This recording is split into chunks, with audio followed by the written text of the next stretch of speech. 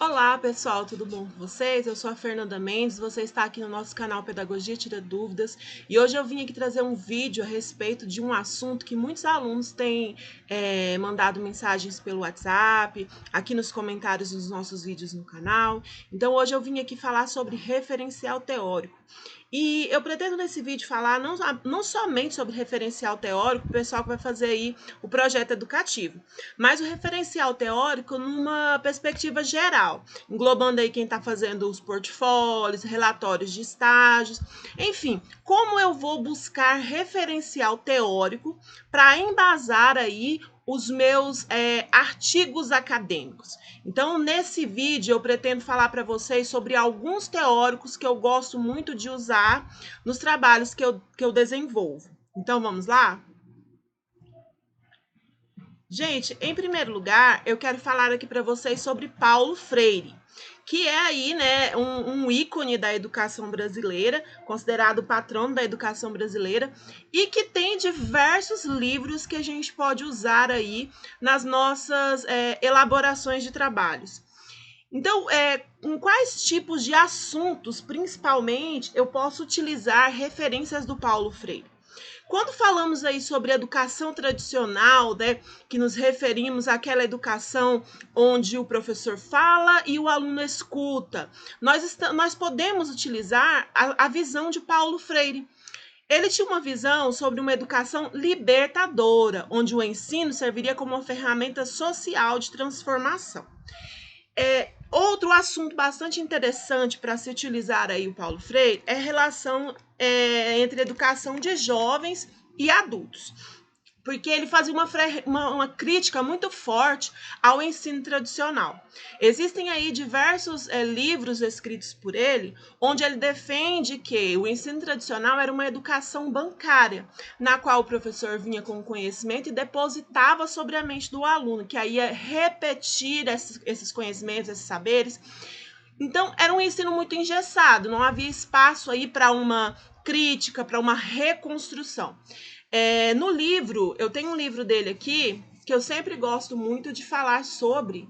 Opa, aqui. Pedagogia do Oprimido. É o livro mais conhecido, mais comum de Paulo Freire, né? Apesar dele ter outros livros ótimos, como A Importância do Ato de Ler, que é maravilhoso. E aqui nesse livro ele fala o seguinte: a educação tradicional, ela é aquela que não reconstrói saberes. Ela faz homens espectadores e não homens reconstrutores. Então ele tem essa crítica, ele fala sobre educação bancária e você pode utilizar muito isso aí nos seus artigos acadêmicos. Tem aqui, eu deixei também uma citação que eu sempre gosto de usar nos trabalhos quando eu falo a respeito dessa educação tradicional. Então, o educador é o que educa, os educandos, os que são educados. O educador é o que sabe, os educandos, os que não sabem. O educador é o que pensa, os educandos, os pensados. O educador é o que diz a palavra e os educandos, os que as escutam docilmente. O educador é o que disciplina, os educandos, os disciplinados. O educador identifica a autoridade do saber com sua autoridade funcional, que opõe antagonicamente à liberdade dos educandos. Estes devem adaptar-se às determinações daquele. O educador, finalmente, é o sujeito do processo e o educando, mero objeto. Então, essa é a premissa principal, eu acredito, das ideias de Paulo Freire. Então, você pode utilizar quando você englobar essa temática.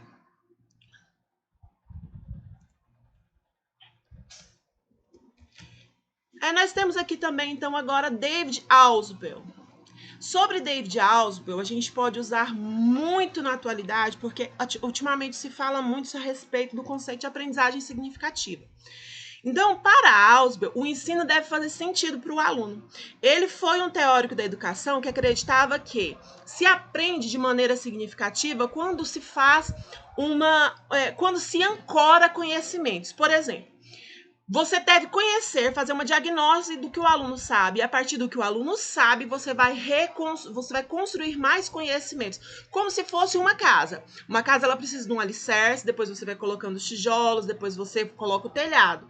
Então, assim, David Ausubel entendia o conhecimento. Então, quando você for falar a respeito de aprendizagem significativa, aprendizagem mecânica, que é aquela que você fala, mas que não tem uma contextualização, e a aprendizagem significativa. Outra coisa que ele falava bastante, que eu já até falei aqui agora, a valorização do conhecimento do aluno. Então, ele acreditava que essa aprendizagem significativa acontecia quando se valorizava os conhecimentos prévios do aluno. O que são esses conhecimentos prévios? São aí os saberes, né, as experiências do aluno. O aluno não pode ser encarado como uma página em branco que não tem nenhum conhecimento, que não tem nenhuma subjetividade ou saber.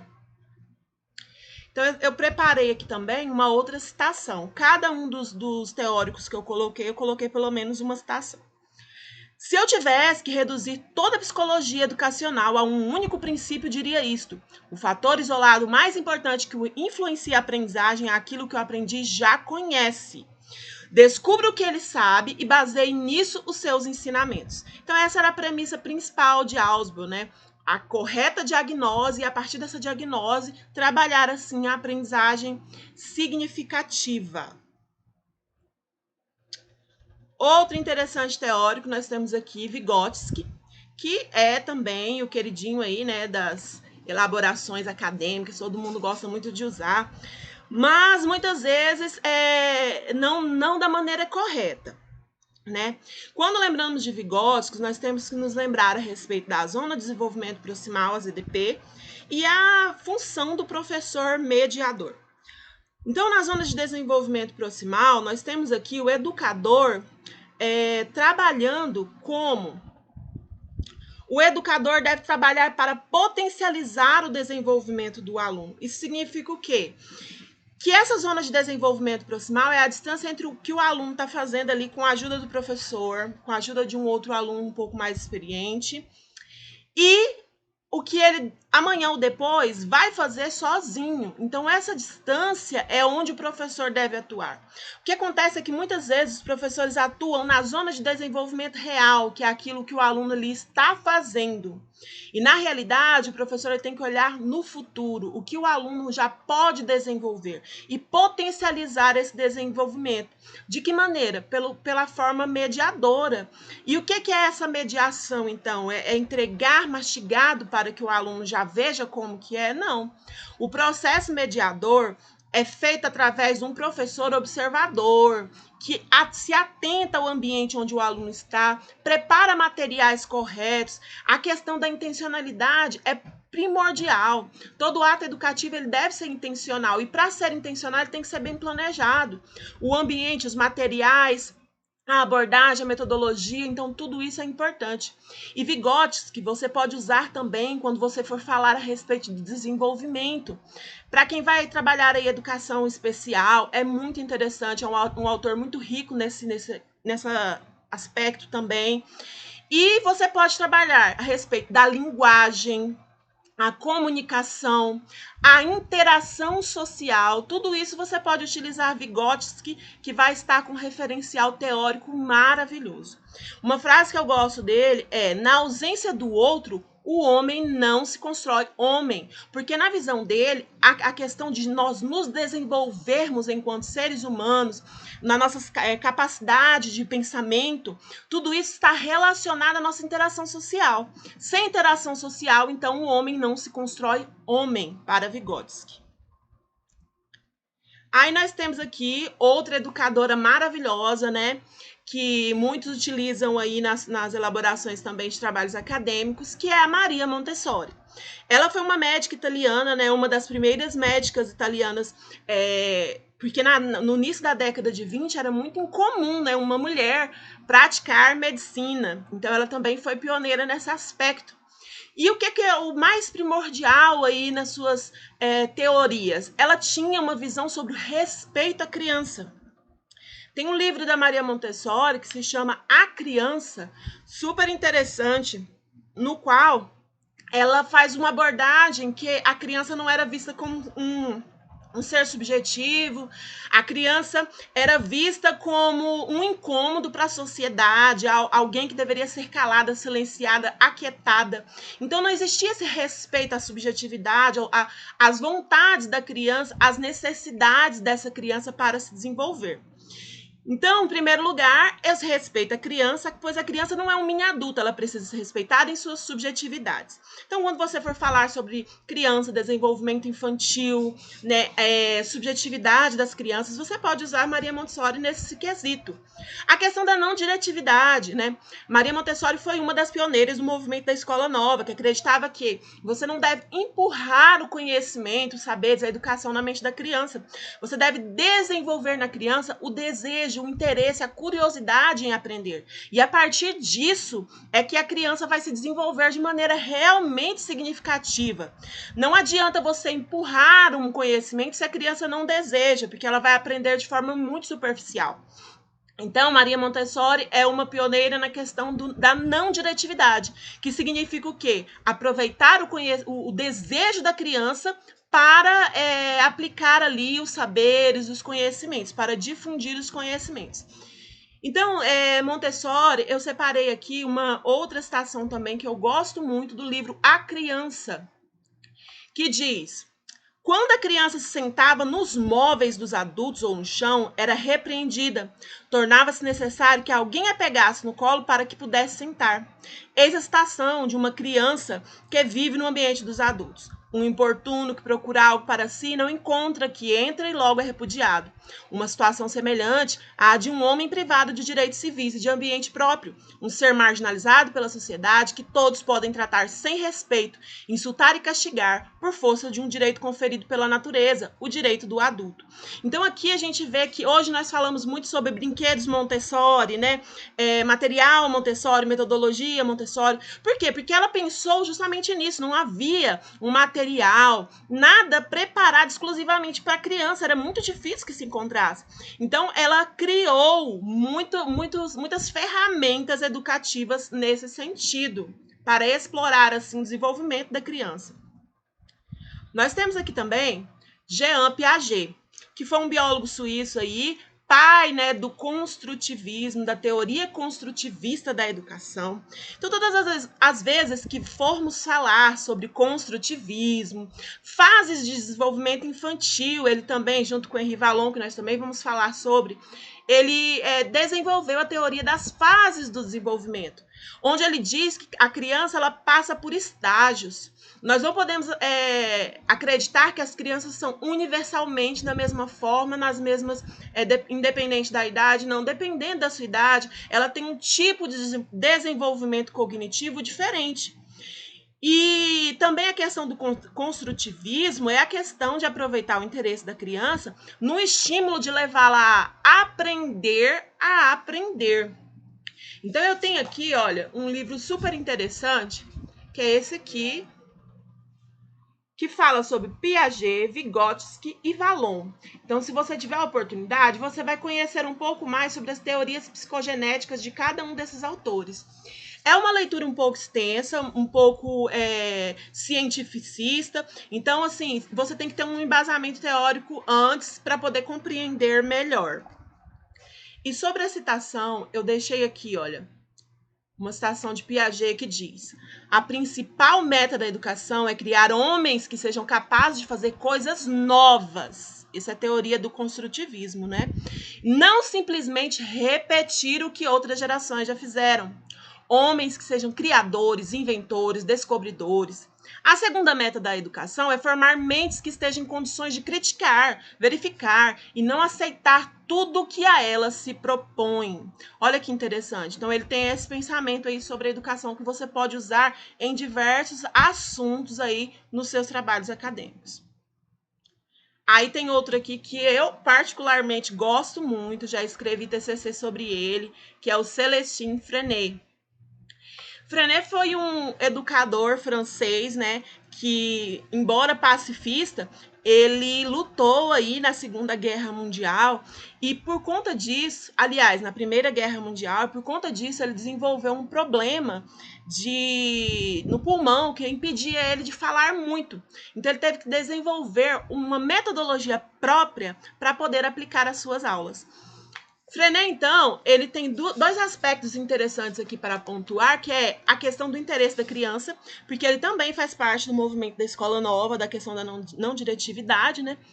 E ele criou aí as aulas passeio, que aproveitavam, então, o entorno, a comunidade, o entorno da escola, as vivências das crianças, as experiências práticas e empíricas ali da criança no seu dia a dia, para sim estimular o conhecimento. Então, as aulas passeio era o seguinte: ele pegava a sua turma e levava ali para andar, né, nos arredores da cidade, da pequena cidade onde ele morava, e assim as crianças iam aprendendo por meio da experimentação, né, do contato direto com aquilo que fazia parte das suas vidas. Eu tenho aqui esse livro da Elias Marisa Del Ciopo Elias. Esse livro é de uma coleção de livros sobre vários educadores e teóricos da educação. E esse em especial eu achei uma abordagem muito boa, muito simples de se compreender os pensamentos de Freinet. Eu tenho aqui no meu canal também um vídeo sobre Celestine Freinet, onde eu falo um pouco sobre a sua biografia. E eu acredito que a ideia de se trabalhar Freinet nos trabalhos acadêmicos é muito rica e pode dar para você aí uma amplitude no seu trabalho. Para vocês terem uma ideia, no livro Pedagogia do Bom Senso, eu não tenho ele físico, mas eu tenho ele por PDF, ele diz o seguinte: coloquem essa criança num meio vivo, se possível comunitário, com possibilidade de se entregar às atividades que fazem parte da sua natureza. Então, às refeições ou antes dela, a criança estará esfomeada. O problema da alimentação mudará de sentido e de espírito, já não será preciso você empurrar à força uma sopa recusada de antemão, mas sim fornecer somente os materiais suficientes e válidos. Os processos de deglutição e de digestão já não são problema seu. Então aqui ele está afirmando o quê? Quando você desperta essa fome na criança, o processo de ensino e aprendizagem é totalmente diferente, porque a criança vai querer ali aprender, e é sua função apenas dar as ferramentas para que essa criança se desenvolva. Aí aqui a gente tem a visão, né, de Henri Vallon, que também é super interessante você utilizar aí no seu trabalho acadêmico. Henri Vallon, ele é considerado aí o maior teórico que fala a respeito da afetividade e como ela afeta, né, como ela pode ser essencial nos processos de ensino e aprendizagem. A criança ela deve ser entendida de uma maneira holística. O que quer dizer isso? Em todos os aspectos. A gente não pode olhar uma criança e achar somente no aspecto social, ou somente no cognitivo, ou somente no motor. Não, a criança tem que ser compreendida de uma maneira global. E percebermos o que afeta. Essa questão da afetividade, para quem está desenvolvendo aí trabalho a respeito da família, a escola, é interessantíssimo usar Henri Vallon. Quem está falando também a respeito das dificuldades de ensino e aprendizagem, dificuldade de aprendizagem que a criança às vezes apresenta, Henri Vallon também é um referencial teórico bom, porque fala a respeito da afetividade. E a afetividade muitas vezes é confundida com carinho. Na verdade, o carinho faz parte da afetividade. A afetividade é tudo aquilo que nos afeta, pode ser positivo ou negativo, com relação às nossas relações sociais, né? Quem são as pessoas que nos afetam, o que o meio nos afeta, como os nossos relacionamentos nos afetam. Henri Vallon também, assim como Piaget, ele desenvolveu as teorias das fases do desenvolvimento. E para ele, a criança deve ser compreendida a partir dessas fases. Eu separei uma frase aqui dele que diz: a formação psicológica dos professores não pode ficar limitada aos livros, deve ter referência perpétua nas experiências pedagógicas que eles próprios podem pessoalmente realizar. Então aqui você já vê o caráter, né, da intenção de observar as relações humanas e a sua importância. As relações, as experiências. Para Vallon, tudo isso é significativo aí nas construções dos processos de ensino e aprendizagem. Gente, agora nós vamos mais atual, né? Numa perspectiva aí um pouco mais atual, falar a respeito de José Moran. José Moran, eu tenho um livro aqui também, que eu gostei bastante, que é esse aqui, bastante conhecido atualmente. O pessoal aí tem visto muitas propagandas, né, a respeito desse livro, Metodologias Ativas para uma Educação Inovadora. Esse livro ele escreveu juntamente com a Lilia Bassic e algumas outras contribuições. Então, este livro aqui é excelente para quem quer conhecer mais sobre metodologias ativas da educação. Então, ele diz que quanto mais ativo for o ensino, mais o aluno irá aprender de forma significativa. Então, aqui engloba praticamente todos os trabalhos aí que temos feito, né, a respeito do protagonismo do aluno, das metodologias ativas. E o que vem a ser também o protagonismo do aluno? É colocar o aluno no centro dos processos de ensino e aprendizagem, não ficando refém das vontades do aluno, mas engajando este aluno, levando a este aluno a perceber a sua importância, a importância das suas escolhas, a importância dele desenvolver o pensamento crítico, reflexivo, autonomia, buscar novas fontes de pesquisa. Então, tudo isso é construído a partir da perspectiva das metodologias ativas de ensino. De José Moran, eu separei aqui uma frase que diz: as metodologias precisam acompanhar os objetivos pretendidos. Se queremos que os alunos sejam proativos, precisamos adotar metodologias em que os alunos se envolvam em atividades cada vez mais complexas, em que tenham que tomar decisões e avaliar os resultados, com apoio de materiais relevantes. Se queremos que sejam criativos, eles precisam experimentar inúmeras possibilidades de mostrar sua iniciativa. Então, aqui está dizendo o quê? O ensino ele precisa ser engajador, ele precisa ser estimulante. Para isso, nós temos aí a criação de situações-problema, as webcasts, a gamificação, a aprendizagem baseada em projetos. Então, tudo isso são situações educativas em que o professor propõe ao aluno o papel de destaque nos seus processos de ensino e aprendizagem. E José Moran, ele é uma referência muito forte com relação às metodologias ativas na atualidade. Eu quis colocar aqui também, gente, Celso Antunes, porque é outro autor que eu também gosto muito de ler os seus livros, por ser uma linguagem muito clara, objetiva. Dele eu apresento aqui para vocês esse livro aqui, ó, esse livrinho, né, bem pequenininho, que se chama O Jogo e a Educação Infantil, Falar e Dizer, Olhar e Ver, Escutar e Ouvir. Então, este livro aqui, ele é muito bom e ele fala aí a respeito da ludicidade, da brincadeira, né? E sobre o que então eu posso usar Celso Antunes nos meus trabalhos acadêmicos? Bom, juntamente aí com Gardner, né, ele também fala a respeito das inteligências múltiplas, que é a capacidade de conhecer e também é juízo, discernimento, capacidade de se adaptar, de conviver, de resolver problemas, de criar ideias ou produtos. Então ele lança por terra essa questão da ideia de que ser inteligente é apenas saber determinada coisa. Se você vai bem em tudo ou em determinada coisa, você é inteligente. Na realidade, as inteligências elas são várias e é preciso que o educador saiba potencializar cada uma delas. E a questão da ludicidade, desse livro específico que eu separei aqui do Celso Antunes, é porque eu acho muito interessante e rica a abordagem que ele faz a respeito da importância do jogo na educação infantil, colocando ali a ludicidade como ferramenta pedagógica intencional. A frase que eu separei dele é uma que eu sempre costumo usar e que eu gosto muito para definir este livro. Atirar qualquer brinquedo a qualquer criança pode agradar seu sentimento de posse, mas compreender a mente dessa criança e com cuidado e critério selecionar esse brinquedo, ensinando-a a brincar, é ir muito além, é, em verdade, educar. Então, você viu aí o pensamento dele que rico? Às vezes a gente pensa, né, a criança brincando joga qualquer brinquedo para ele, ou a gente como educador, nós como educadores ali, né, em sala de aula, pegamos qualquer brinquedo e acha, não, a criança está brincando. Não. A brincadeira, o brincar, o ato de brincar na educação, ele deve ser visto como algo sério e intencional. Então, para que chegue-se a um objetivo, o professor deve pensar antes, refletir, observar a diagnose da criança, qual é o objetivo daquela brincadeira, daquele brinquedo, para que a criança, sim, venha a se desenvolver. Então, é riquíssimo e eu acho que vale a pena vocês usarem aí nos seus trabalhos.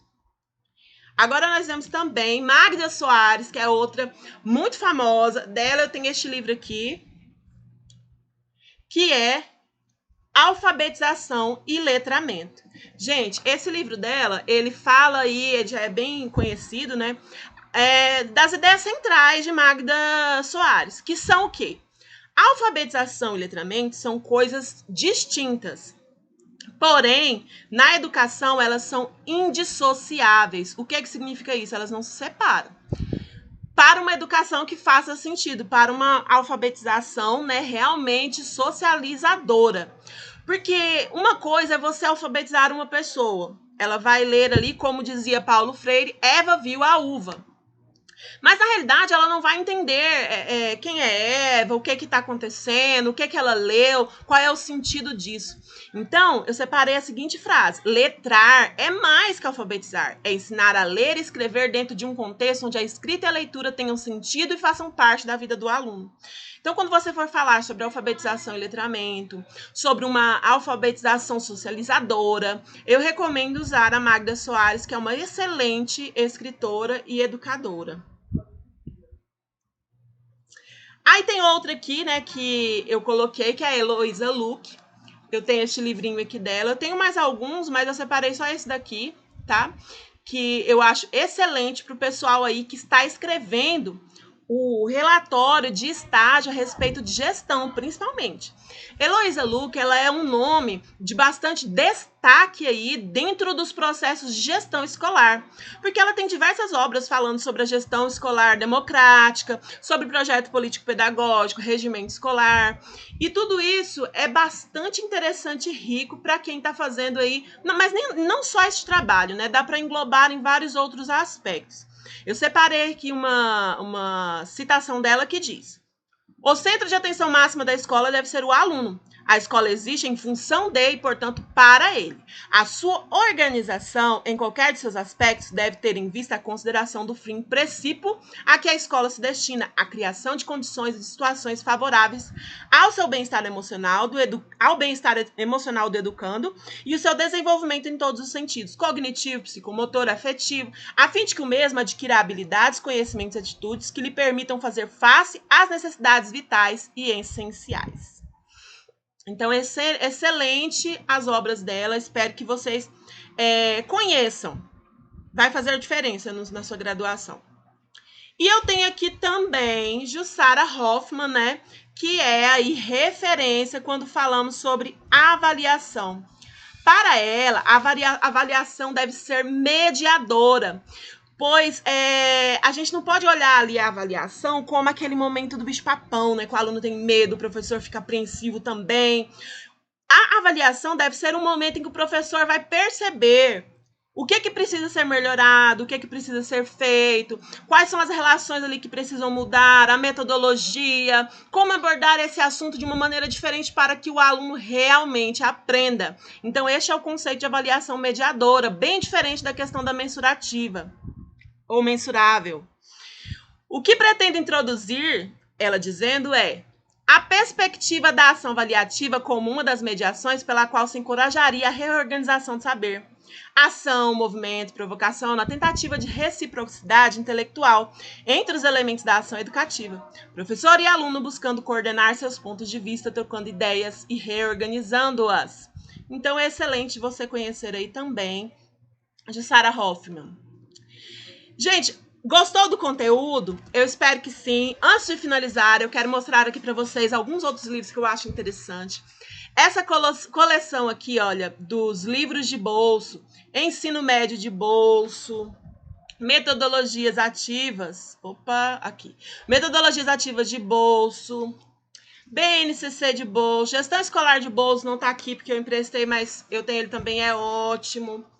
Olha só, essa daqui, Memórias Ativas de Henri Vallon, escrito pela Daniela Mendes, é um livro maravilhoso, acredito que também agrega bastante. Ela fala sobre Monteiro Lobato, ela fala sobre literatura, é um livro maravilhoso. Esse daqui sobre Vygotsky, que também é um livro muito bom, pode auxiliar vocês aí nas escritas dos trabalhos acadêmicos. E para terminar, ludicidade, eu tenho mais esses dois aqui, Brinquedoteca, da autora Santa Marli Pires dos Santos, que na verdade é uma organização de vários artigos acadêmicos falando sobre brinquedoteca. E é bem interessante, pode auxiliar, apesar de não ser atual. Este aqui já é bem mais atual. Este livro aqui é o Brincar é Fundamental, da Luciana Britz.